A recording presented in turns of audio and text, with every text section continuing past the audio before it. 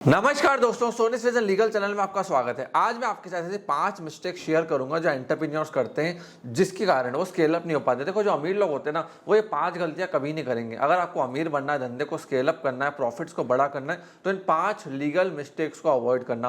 पहली गलती जो अमीर लोग कभी नहीं करते हैं बिजनेस के अंदर, वो है कि बिजनेस के स्ट्रक्चर को लाइटली लेना। देखो, जो गरीब छोटा बिजनेसमैन होगा ना, प्रोप्राइटरशिप के अंदर होगा, जिसको स्केल अप करने के सपने हैं बट करना है, मतलब कहते हैं ना, अंदर से एक्शन नहीं लेगा, वो क्या करेगा, प्रोप्राइटरशिप में आ जाएगा या फिर एक नॉर्मल पार्टनरशिप डीड बना लेगा, एक नॉर्मल सा डॉक्यूमेंट तैयार कर लेगा। वो बिजनेस के स्ट्रक्चर को तैयार नहीं करेगा, प्राइवेट लिमिटेड एलएलपी के अंदर कभी नहीं जाएगा, क्योंकि उसको लगेगा हमें ज़्यादा टैक्स कौन देगा, इन्वेस्टर्स कहाँ लेकर आएंगे, लोन क्या करेंगे, हम छोटा धंधा छोटा ही चलाते हैं।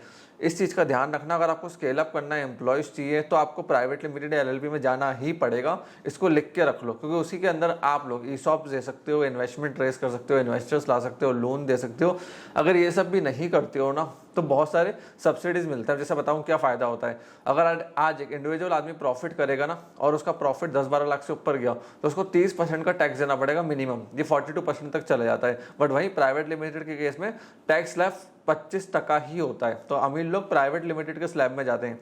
अब देखो, काफ़ी सारे लोग इस नीचे, हो सकता है वीडियो नीचे कमेंट करें कि सर शुरुआत के अंदर पैसे नहीं है, ये सब नहीं है। तो देखो, शुरुआत के अंदर आपको है ना बड़ा सोचना है, बट शुरुआत छोटी करनी है। अगर आपकी शुरुआत छोटी है और सोच बड़ी है, तो आप धंधे को बहुत अच्छे से स्केल अप कर सकते हो, फ्यूचर रेडी कर सकते हो। इस चीज़ का ध्यान रखो कि आपका जो स्ट्रक्चर होना चाहिए वो लॉन्ग टर्म के हिसाब से होना चाहिए। लॉन्ग टर्म मेरे को प्रॉफिट में टैक्स सेविंग कैसे करनी है लीगली, और स्केल अप कैसे करना है। दूसरी मिस्टेक जो अमीर आदमी कभी नहीं करता है, वो है एग्रीमेंट्स को इग्नोर करना। देखो, छोटे बिजनेसमैन क्या करते हैं, अरे तुम मेरा भाई है, हमारे साथ है, मिलना जुलना है, दोस्त है, बस ठीक है, काम चालू कर देते हैं या माल दे देते हैं, कुछ भी काम कर लेंगे उसके साथ। अमीर आदमी बिना एग्रीमेंट के 1 रुपए नहीं देता, ना लेता है ना देता है। देखो, अमीर आदमी क्या है, वो अपने फाउंडर के साथ एग्रीमेंट रखेगा, को फाउंडर के साथ एग्रीमेंट रखेगा, वेंडर के साथ एग्रीमेंट रखेगा, एम्प्लॉयमेंट के कॉन्ट्रैक्ट रखेगा, फ्रेंचाइजी दे रहा है तो उसका एग्रीमेंट प्रॉपर रखेगा, क्योंकि उसको पता है एक गलत लीगल डॉक्यूमेंट फ्यूचर के अंदर करोड़ों रुपए का नुकसान कर सकता है। अब आपके लिए यहाँ पे लेसन क्या है, हर चीज राइटिंग में करो। इवन टाटा, रिलायंस इतना बड़ा स्केल अप कैसे करा, हर चीज वहाँ पे डॉक्यूमेंटेशन के फॉर्म में होती है, राइटिंग में होती है, और डिटेल एग्रीमेंट के साथ होती है।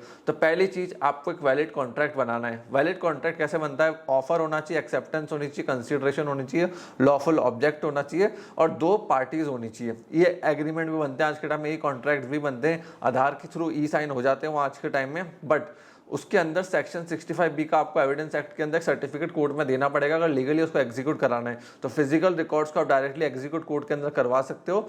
और ई कॉन्ट्रैक्ट्स, ईमेल वाले कॉन्ट्रैक्ट्स, ठीक है, जो ऑनलाइन या एग्रीमेंट साइन होते हैं, उनको 65B के सर्टिफिकेट के साथ आप एग्जीक्यूट करा सकते हो। अब चलते हैं नेक्स्ट मिस्टेक की तरफ, जो अमीर आदमी नहीं करता है, वो है इंटेलेक्चुअल प्रॉपर्टी को सीरियसली ना लेना। अमीर आदमी हमेशा अपने आईपी को सीरियसली लेगा। आईपी क्या होती है, trademark, copyright, patent, design. Trademark आपका ब्रांड नेम, लोगो, टैगलाइन, जैसे नाइकी का है जस्ट डू इट। कॉपीराइट मतलब जो आपका कंटेंट है, वेबसाइट का टेक्स्ट है, वीडियोस है, सॉफ्टवेयर का कोड है, म्यूजिक है, डिजाइन है, ये सब कॉपीराइट में आता है। अब पेटेंट क्या होता है, आपने कोई प्रोसेस बनाई, यूनिक चीज बनाई, मशीन लेकर आए, जैसे बालाजी वेफर्स वाले हिंदुस्तान में 1980s में ही चिप्स बनाने की ऑटोमेटिक मशीन लेकर आ गए थे, तो वो पेटेंट होता है।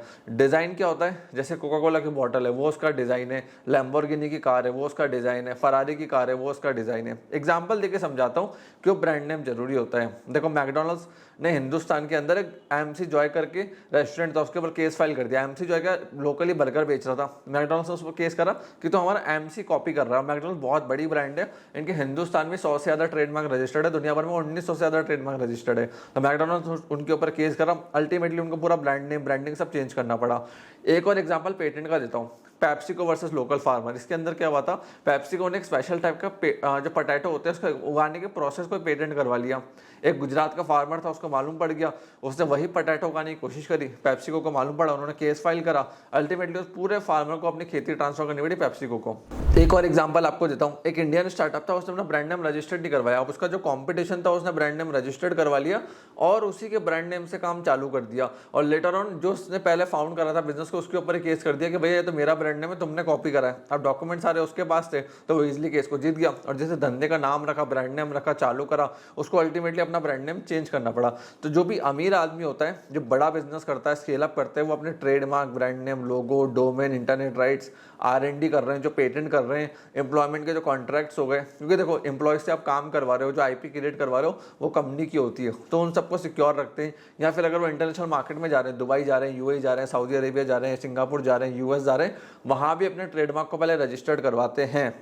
तो हर अमीर आदमी, हर बड़ा स्टार्टअप फाउंडर स्केल अप करने के लिए लीगलिटीज का ध्यान रखता है, ये बहुत ज़्यादा जरूरी है। आज आप जोमेटो, ओला की ब्रांड नेम क्यों कॉपी नहीं कर सकते? क्योंकि बड़ी बड़ी कंपनीज है, इनके पास ट्रेडमार्क है खुद का, तो इसलिए आप कॉपी नहीं कर सकते। चौथी गलती, टैक्स कंप्लायंस को ध्यान से ना रखना। देखो जितना भी बड़ा आदमी होगा ना, वो एक इंटरनल ऑडिटर रखेगा और एक एक्सटर्नल ऑडिटर रखेगा। इंटरनल ऑडिटर उसको कंपनी के इनके अंदर बताता है कि भैया तुम्हारे जो पेमेंट्स आ रहे हैं जा रहे हैं, वेंडर के पेमेंट्स हैं, टैक्स का है, टीडीएस का है, सब सही है या नहीं है। तो ये अच्छे सीए को रखते हैं जिनसे लॉन्ग टर्म टैक्स प्लानिंग उनसे समझते हैं। एडवांस टैक्स कितना देना है, जीएसटी कितना देना है, आरओसी की कंप्लायंस हो गए। छोटा आदमी क्या करेगा, लोकल सीए रख लेगा, वो उससे छोटी मोटी एडवाइस लेता रहेगा बैठ के कि यहाँ से 10 रुपये बचा लेना, ऐसे 10 पैसा बचा लेना। अब होता क्या है, आप 10 पैसा के चक्कर में 10 रुपये के प्रॉफिट का लॉस कर देते हो।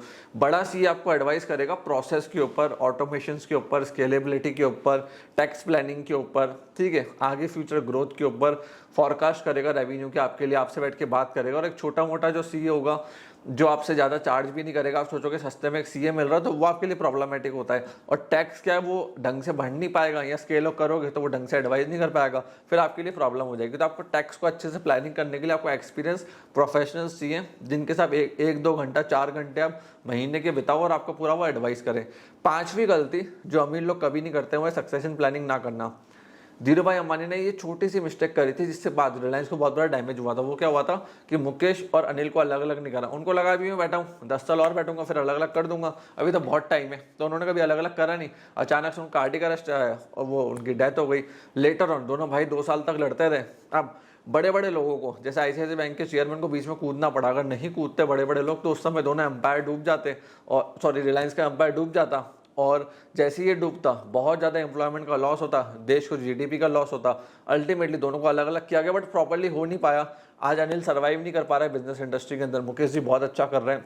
तो अमीर लोग जो आज के टाइम में ना अपने फैमिली सक्सेशन प्लानिंग को बहुत अच्छे से देख रहे हैं। जैसे मुकेश अंबानी जी ने तीनों बेटों में बंटवारा कर दिया, ईशा में, अनंत में और जो उनका तीसरा बेटा है। उससे क्या है, इनको दिक्कत नहीं आएगी फ्यूचर के अंदर कि एक को रिटेल शुरुआत में दे दिया, एक को जियो दे दिया और एक को दूसरा काम दे दिया, कि अब सब आपस में करते रहो, कोई दिक्कत नहीं है। बंटवारा शुरुआत में कर दिया। तो ये लोग क्या करते हैं, एक फैमिली ट्रस्ट बनाते हैं। उसका रीज़न समझाता हूँ है क्या। ये बनाई प्राइवेट लिमिटेड अपन ने, ये एक शील्ड हो गई, ठीक है। अगर प्राइवेट लिमिटेड पर 100 करोड़ का लोन है, कल कोई प्राइवेट लिमिटेड डूब गई, तो एक डायरेक्टर फाउंडर जो होता है ना, उसके पर्सनल असेट को सीज नहीं किया जा सकता अकॉर्डिंग टू लॉ, बट कुछ कंडीशंस के अंदर ईडी सीज कर सकती है। अगर उनको लगता है कि जो 100 करोड़ का लोन था ये पर्सनल यूज के अंदर एक फाउंडर डायरेक्टर ने ले लिया, कभी एलिगेशंस लग गए, तो उसके लिए क्या करते हैं, एक सेकंड शील्ड ऑफ लेयर तैयार करते हैं, उसको बोलते हैं फैमिली ट्रस्ट।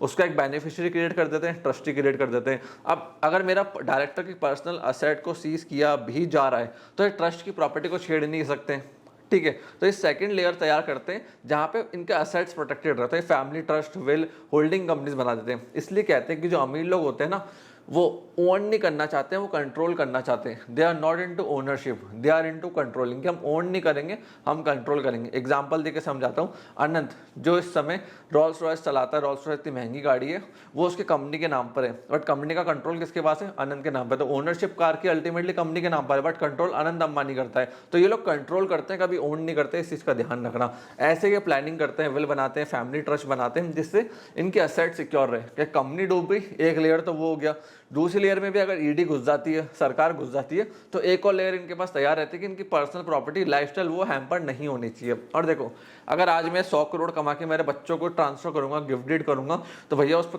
करीबन मेरा 2-3-4 करोड़ का टैक्स लग जाएगा।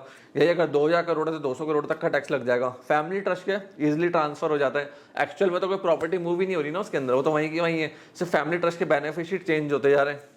और ट्रस्ट का मतलब ही ये होता है कि जब बेनिफिशियरी उसको बेनिफिट प्रोवाइड करना, तो वहाँ से इनको 0 टैक्स भरना पड़ता है जब ये ट्रांसफर करते हैं अपनी एसेट्स को, तो वहाँ से अपने टैक्स को बचाते हैं। जितना बड़ा आदमी होगा वो सक्सेशन को प्लान करेगा, टैक्स को प्लान करेगा, फ्यूचर को प्लान करेगा। मान के चलना एक अमीर आदमी अपना सैटरडे संडे 10-10, 12-12 घंटे प्लानिंग के ऊपर डालता है। एग्जीक्यूशन ऑफ 5 डेज करेगा, बट प्लानिंग वो 12-12 घंटे करेगा।